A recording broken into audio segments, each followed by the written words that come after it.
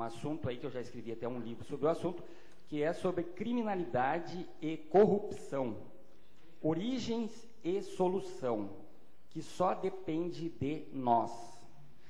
Quando eu falo que depende de nós e que só depende de nós, eu quero dizer que a questão da criminalidade e corrupção em São Cepé, nós podemos resolver independente de vir ajuda de fora, porque geralmente a gente pensa que as coisas não dependem só de nós aqui no município. Realmente, é claro que no município pequeno, nós temos o governo estadual, nós temos o governo federal, e essas coisas, principalmente voltadas à corrupção, parece que estão muito longe, estão lá no governo federal, governo estadual, quer dizer, existe na administração pública.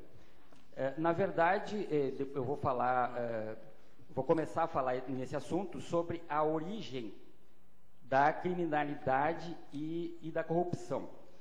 Então, eu queria dizer para vocês que, embora muita gente ache que as pessoas são boas e são más, o que forma uma pessoa, né, e o que torna uma pessoa um bandido ou uma pessoa de bem, não é somente a sua índole e a sua predisposição, mas é principalmente o meio social onde ela foi, onde ela nasceu, onde ela se criou, onde ela foi inserida. Então, o criminoso, segundo um livro que eu fiz um estudo e cheguei a entrevistar presos aqui do presídio municipal, o criminoso, ele muitas vezes nasce numa família desestruturada. Ele não tem a atenção necessária nos primeiros anos de vida. Ele chega na escola e muitas vezes não encontra uma escola muito atrativa. E o que se torna atrativo para esse adolescente de periferia, principalmente, são os grupos, que nós poderíamos chamar de gangues também. Então, a criança ou adolescente, ele começa a fazer parte de grupos e começa a se envolver com droga e começa a cometer furtos, e ela está entrando no mundo da criminalidade, no caminho da criminalidade, né? Então, eu queria dizer assim, ninguém nasce bandido, mas se torna bandido conforme as circunstâncias. Então, cabe a nós, como sociedade organizada, procurar evitar ou melhorar esse caminho, né, das crianças, dando atenção aos pais, dando atenção aos bairros, dando atenção ao adolescente, né? Que o adolescente muitas vezes se envolve com droga porque ele não tem opções melhores de lazer. Ele vive lá num bairro que hoje em dia todo mundo tem televisão em casa, mas ele tem poucas opções de lazer. E aí, de repente, no sábado à noite, ele não tem roupa boa para sair e tal, e ele acaba se envolvendo com o grupinho lá para consumir droga, que é a única coisa que ele vê como uma forma de se divertir, né? E depois acaba, através dessa situação, acaba se envolvendo com o crime. Então, nós precisamos sim dar atenção a essas crianças. Mas existe uma forma mais eficiente da gente combater a criminalidade, né? Que ninguém faz nada para se prejudicar. Ninguém conscientemente faz alguma coisa pensando em se prejudicar. Então, mesmo o criminoso, mesmo que ele tenha nascido nesse meio, se tu der uma opção de vida melhor do que a criminalidade, ele vai pegar essa opção. Se tu mostrar para as pessoas, e eu digo isso para as pessoas em geral, né? Porque o criminoso, claro que o sujeito numa vila, ele está mais suscetível a se tornar, a ser tentado pela criminalidade. Mas a criminalidade, ela está em toda a sociedade. Então, é importante, uma coisa que seria muito importante, e que a gente já está fazendo aqui em São Cepé, e isso é bom, é uma boa notícia, é que a gente está fazendo uma campanha de prevenção à criminalidade. E, infelizmente, os meios de comunicação, os grandes, né, a televisão, até hoje eu não vi uma campanha de prevenção à criminalidade eficiente, né? Então, há algum tempo atrás se falou muito em crack, se falou muito em droga, Eu me lembro de ver alguma coisa em propaganda na televisão sobre droga, muito boa propaganda, inclusive. Só que eu lembro que isso não durou muito tempo. Então, esse tipo de campanha de prevenção à criminalidade, ela tem que ser permanente. Ela não pode ser esquecida, não pode ser moda num momento e depois a gente esquece e não fala mais do assunto. Ela tem que ser lembrada regularmente. Isso tem que ser trabalhado nas escolas, isso tem que ser trabalhado nas vilas, né? E é isso que a gente está, ou pretendemos fazer palestras nesses locais. Bom, eu estava falando também assim, ó, origem da criminalidade e corrupção. Então eu vou falar agora sobre a origem da corrupção. Embora ninguém nasça bandido, a pessoa se torna bandido conforme a circunstância, embora tenha alguma tendência, né? A corrupção, ela está muito mais próxima do ser humano, porque nós temos um sentimento que é peculiar de todos os seres humanos. Toda pessoa quer fazer as coisas para se dar bem na vida, né? Às vezes a tentação de tu furar uma fila de mercado, por exemplo, né? Mas eu estou com pressa, né?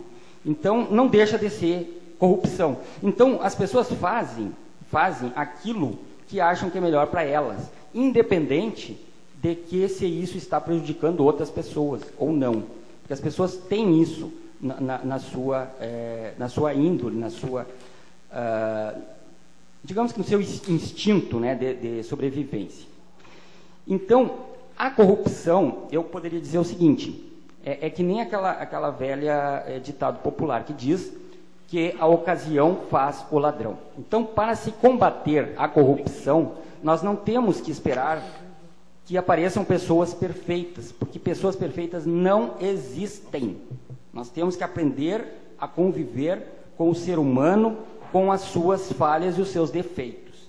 O que pode definir se uma pessoa é honesta ou não, é claro que influi a educação, é claro que influi valores, mas influi principalmente um sistema eficiente de controle, de combate, principalmente falando nessa questão da corrupção, né? Então, para que não haja tentação das pessoas se envolverem com corrupção, né? Então tu precisa de um sistema mais eficiente de controle.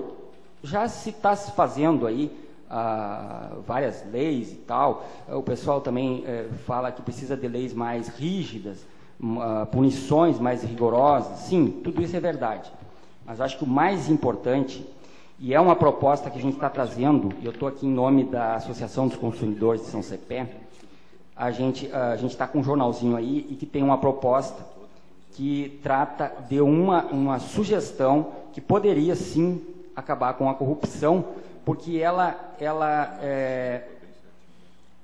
se coloca dentro do sistema como algo impeditivo, porque ninguém se corrompe sozinho.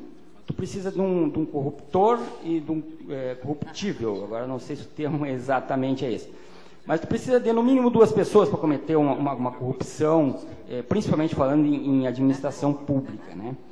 Então, em 2013, passou na Câmara dos Deputados do Distrito Federal uma lei que até já tinha me ocorrido essa ideia, mas vamos supor que, independente da ideia de ter sido de quem foi a origem, essa lei partiu de um deputado no Distrito Federal, e ela passou por unanimidade na Câmara dos Deputados, e acabou morrendo nas mãos do governador, que acabou vetando essa lei.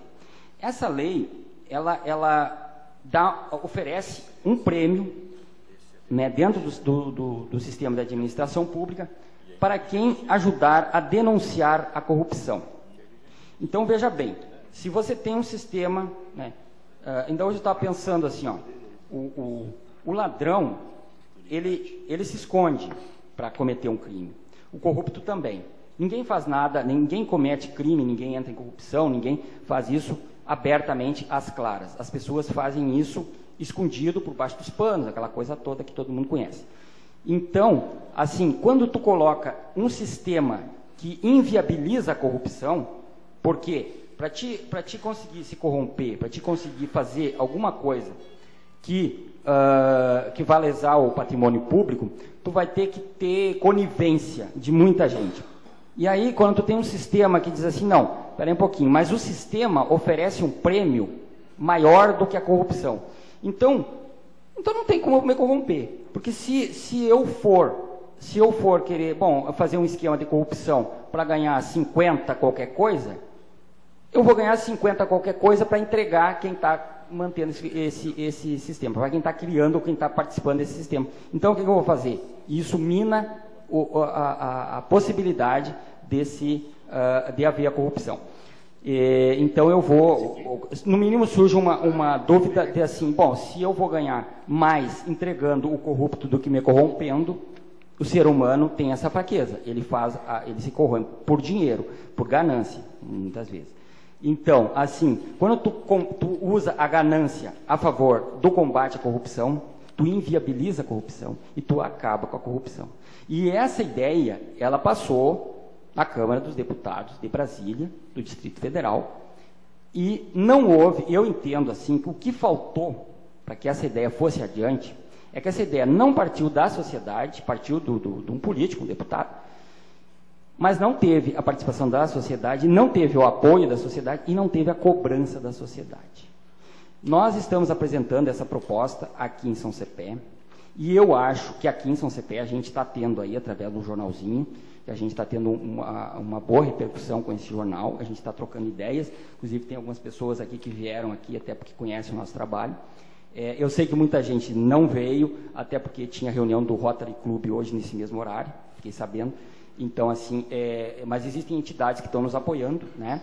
E infelizmente a gente sabe que esse programa ele é passado pela internet, ele é gravado e outras pessoas vão poder conhecer essas ideias. Mas de qualquer forma, a gente está através desse jornalzinho, até vou dar uma olhada no tempo, não, mas é tranquilo, estamos com o tempo sobrando. A gente, aqui em São Cepé, a gente tem acho que um mecanismo social que pode dar um suporte maior a essa ideia. E eu acho, embora existam questões envolvendo inconstitucionalidade, questões burocráticas, na verdade, porque eu acho assim, quando a gente pensa numa ideia, a gente tem que pensar no resultado, no objetivo dessa ideia e no resultado possível. Então, se a ideia é para combater a corrupção, é nisso que nós temos que nos fixar nesse primeiro momento. Vamos ver se a ideia funciona, se é possível, se é razoável. Sim, então vamos tentar pegar essa ideia e vamos tentar colocar em prática. Se houver algum empecilho do tipo, problemas de anticonstitucionalidade, isso é uma briga que a gente vai comprar depois. De qualquer forma, a gente, digo a gente, como sociedade, como São Cepé, os vereadores, porque seriam os detentores dessa possibilidade em São Cepé. Criar uma lei aqui em São Cepé que pudesse oferecer um prêmio, né? É claro que eu não vou entrar em detalhes sobre isso. As perguntas ficam para depois, né, vereador? Tá certo. Então, no momento assim, é possível, eu acredito que seja possível aqui em São Cepé, a gente, a partir da Câmara de Vereadores, criar uma lei, sim, né, visando esse combate à corrupção.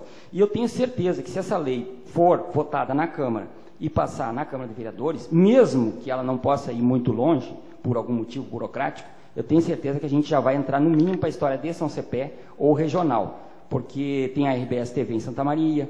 Eu lembro que eu fiquei sabendo dessa lei lá no Distrito Federal, através da Rede Globo. Então, e eu me lembro que acho que a chamada para essa notícia foi alguma coisa parecida como milagre em Brasília. Políticos votam em lei que combate a corrupção. E aquilo me chamou a atenção.